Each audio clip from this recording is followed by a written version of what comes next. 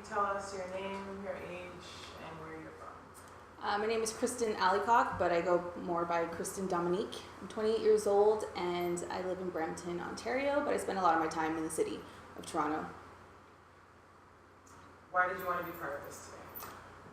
Well, I got wind of the Women Inspiring Purpose and Passion organization through Instagram, and I thought it was really cool. I actually wanted to attend the event that you guys had earlier this year, but due to scheduling, I couldn't do so. But I've been following you guys and I've been watching it. It's, I think it's really great what you guys are trying to do.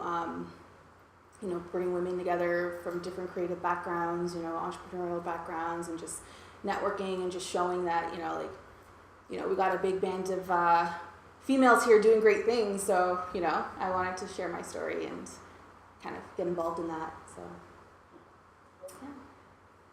Can you describe yourself to us in 3 words? Whew, 3 words.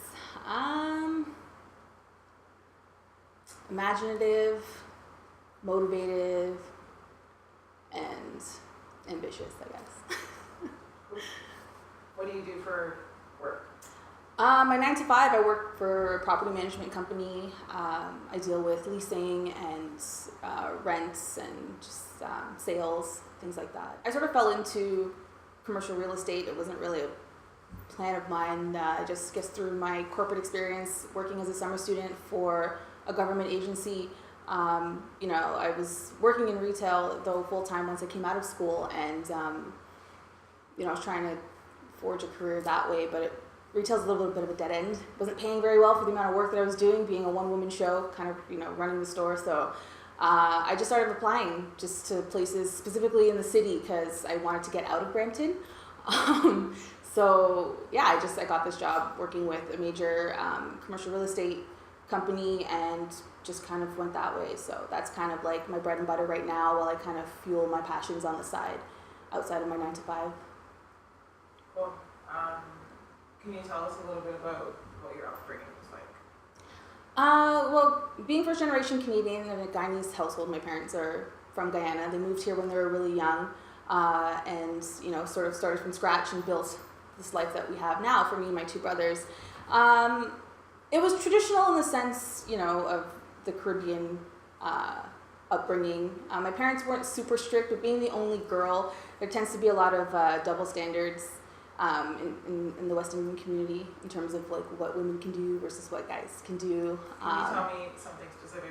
Yeah, like for you, like an experience. For me specifically, as a teenager, my brother was able to just say, "Hey, I'm going out with so and so. I'll be back later," and he just leaves. And for me, if I want to just go out, I have to tell them where I'm going, who I'm going with, how long I'm going to be gone, when I'm coming back. And like leave a phone number or something, because there was just this belief that something tragic will happen to you being a girl child, and I found that really annoying, being the kind of person that I was, because I knew I wasn't a bad kid. I wasn't really hanging out with a bad crowd or getting into anything that would put me in that situation. So not being able to have that liberty like my brother did, just being able to pick up and go whenever, my mom and I used to fight a lot with that. So, but how do you think them pointing out the difference in your gender shaped who you are as a person? Growing up, it definitely felt I felt really restricted, and that made me a little bit angry. Obviously now in the age that I'm at, I can kind of see the method behind their madness, because I know it's just out of love and they meant well. But growing up, it definitely made me a little angsty, a little bit rebellious. Because I'm naturally just a free spirit. I just want to be able to do whatever I want, without limitations. And I feel that I've kind of, I think I've missed some opportunities because of the strict upbringing and because of, my parents being a little bit overprotective. And Can you tell me a specific time that you rebelled? And what happened? Let's see. I was 13. I had just moved to Brampton, and all my friends were still in Etobicoke. That's where I went to school, and we had a half day at my school, so I decided that I was going to visit all my friends back in Toronto. So I told my mom that, I'm going to go hang out there half day, and then I'm going to go to my friend's house right after, and that's where we're going to be until my dad comes and picks me up from work. But when we got there, she ended up cutting class, and we decided to go downtown. And we took the subway, and we were there all day. My mom had no idea where I was. She called my friend's mom, trying to find out where I was, just so that my dad would know like when to come get me and all that other stuff. Meanwhile, like we're gallivanting around the city. I don't think I had a cell phone at that time, so my mom was kind of panicking and all that stuff. We ended up coming back home until 10 o'clock that night, and we weren't really doing anything crazy. We were just walking around, window shopping, trying to feel cool, like in the city, because that's like everyone's dream growing up, So, yeah, for that's a big deal. In my household, saying that you're going to be someplace and then you're not. So I had to deal with the wrath of that after. I was told I couldn't go anywhere, I couldn't talk to my friend anymore, and just, yeah, it was just that typical, like you're staying in the house, kind of like Cinderella, like, you're not going anywhere. So, yeah. What makes you feel vulnerable? Talking about my feelings, like getting really deep and real, unless, I feel 100% comfortable getting on that level with you, I'm a hard shell to crack. I don't like feeling vulnerable. I don't like being putting on the spot and, kind of showing any sort of weakness. And in a sense, that's a little bit of my weakness, because it kind of gives off this sense to other people that I'm not really open, or I'm kind of cold. Sorry, I'm sorry. It's okay. I just thought of it.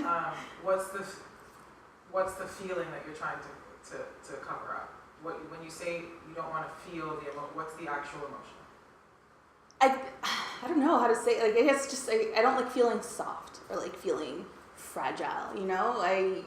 I grew up very tomboyish. I grew up with older brothers, older male cousins. I grew up with a lot of boys, so I've always felt the need, and being the middle child too, I always felt the need that I had to kind of prove myself, kind of stand out, so like hold my own kind of thing, and that kind of trickled into my adult life, that same sort of attitude. So I guess me showing any sort of weakness or fragility, I kind of take that as a negative, and I try to shield that as much as I can. I'm trying to work on that, but yeah, work in progress. What makes you feel sad? Personally, or just like overall in general about the state of the world? For me, things that make me feel sad or make me feel disappointed or let down is just when people near and dear to me, I see if they're having a hard time and there's nothing I can do to really help them and kind of aid them in the situation. I sort of feel a little bit helpless and I wish that I could do more, kind of thing. When things don't necessarily go according to plan, that kind of makes me feel a little sad. I don't know. Or just when I see that things aren't really or people aren't being really treated fairly, or they're being misjudged, or because I felt like I was like that growing up, especially within my family, because I was a little bit of the black sheep in the sense that I was into different things. I did things differently. I saw things differently. Like what? For example, obviously growing up being, a mixed race or black, however you want to see it, is, listening to rock music. I was a huge rocker, into the whole punk thing, and I hung out with a lot of those punk kids, which is probably why my mom used to worry a lot, in the way that I dress and things like that. And, when everybody else, like my brothers and everybody, were into sports and, just like typical things, I was really into my art and writing poetry and listening to my music. I got really sort of introverted in a sense, just because I felt, like I couldn't really relate to anybody else in my family, and constantly being told that I was like weird or different, and it kind of made me turn to music and writing and art as sort of like a release, because I felt like I didn't have any other outlets or means of expression, because I felt like they wouldn't understand where I was coming from. So yeah. When you don't have to be on, like, we all like are living life and you kind of like have to be on. You know what I mean when I say that? Yeah. And when you're at home, how would you describe yourself in those words? When you're just like by yourself, no makeup, you. I'm just spending time with myself. I'm just in my quiet space, reading, watching a movie, you know, drawing something or, How would you you know, describe just that person? quiet, reserved, and a little introverted.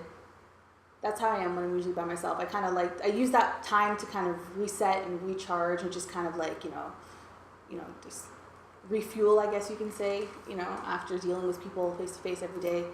I serious, I guess you can say, because if you see me just kind of by myself, I look like I'm very like into something, like I'm very into it, very focused. Yeah. So you mentioned earlier that you have like a side passion. Can you tell us about it? Yes. Right now I'm doing a lot of videography work, so a lot of filming and editing and things like that, but I dabble with graphic design. I still draw from time to time, although I haven't really been doing that lately, and I write poetry from time to time. But right now my main focus, right now I have a little side project called Speaker Box Collective with a few friends of mine, and basically, you know, we're just 5 individuals. We bring different things to the table. So I bring, you know, like my film background. I have a friend of mine who's a singer, songwriter, producer. I have another friend who's an MC and a songwriter as well, a DJ and a photographer. And through that, we're trying to create a platform for original content that we can produce like within ourselves and present it to the world, and hopefully extend that where others can kind of join in and, you know, use Speakerbox as a platform to get their content out. I also host a radio show weekly through WIPPT on Fusion Radio. It's called Speakerbox Radio, and that's every week that we do that. So when I'm not working my boring 9 to 5, a lot of my time is dedicated, you know, in that, and just fueling that and getting videos out, and, you know, creating graphics when I need to, and just, you know, forging that path as well, you know, kind of diving into it head on, because I've kind of been tiptoeing around it the last 10 years, but I decided finally in 2017 that I'm just going to dive right in and see where it goes. So I'm switching gears a little bit, but has there ever been an instance in your personal work, whatever, where, or a relationship where you, like, a man has made you feel inferior, whether he meant to or not? That's very interesting. Actually, the same project that I have going right now, I tried picking up a few years ago, and it was just me and another individual. And we weren't necessarily friends. We met through work, but through conversation, we kind of realized we kind of had the same idea in mind of what we wanted to get started. So we decided to join forces and, you know, see where it was going. And he had more experience being in front of the camera, or I had more experience being behind the camera. So, and what we were trying to do, because at the same time when we met, I was doing a series of interviews of creatives and artists just around the city, just kind of profiling them, just kind of, you know, finding out who they are, what they do, why they do what they do.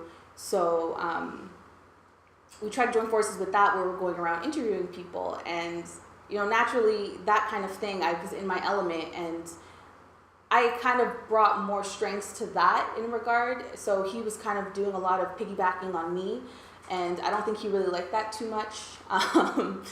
And so I used to get a lot of pushback from him because he would want to do things a certain way. And for me, like, when I'm collaborating with people, I'm open to any and all ideas. I'll try, you know, whatever the suggestions are, but whatever works, I'll go with that. And if it doesn't work, then, you know, I'm very straightforward. I'm gonna be like, this doesn't work. So there was an incident where we were interviewing somebody, or showing up to interview somebody, and it was early on a Sunday, and it was planned from a while because she was a yoga instructor, so she had a class, so we were like really time constrained. He showed up hungover, wasn't ready to work, so I kind of took the lead at that, and I was kind of doing everything, running around, while he was just kind of like sitting in a corner, just kind of on his phone. So when I asked him if he wanted to, you know, do you want to take over the camera, do some shooting, he's like, no, I'm good. But he kept making all these demands about, you know, how the things should be run or how we should do things, and I'm just telling him, well, this isn't going to work, let's try this and that, and I don't really think he was comfortable with being told what to do, especially because of the background that he is coming from, and because he's like one of those typical, like, you know, atypical alpha males, like he has to be in charge kind of thing, and I'm a leader naturally, so, you know, we're kind of butting heads that way, and yeah, I think that was challenging in terms of, you know, trying to work with somebody where you're getting that pushback.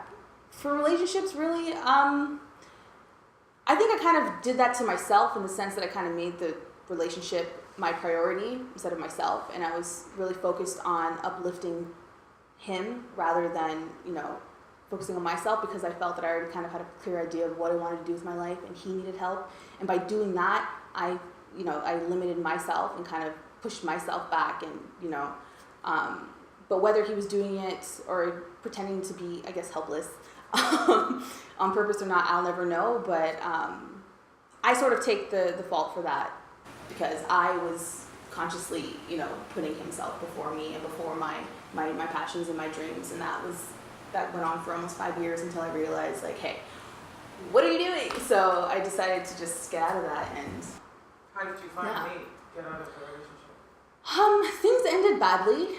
Why? Because I wasn't really upfront about how I was feeling. I was just trying to kind of, you know, sink away and kind of hoping that, you know, I could have just kind of eased out and things would have.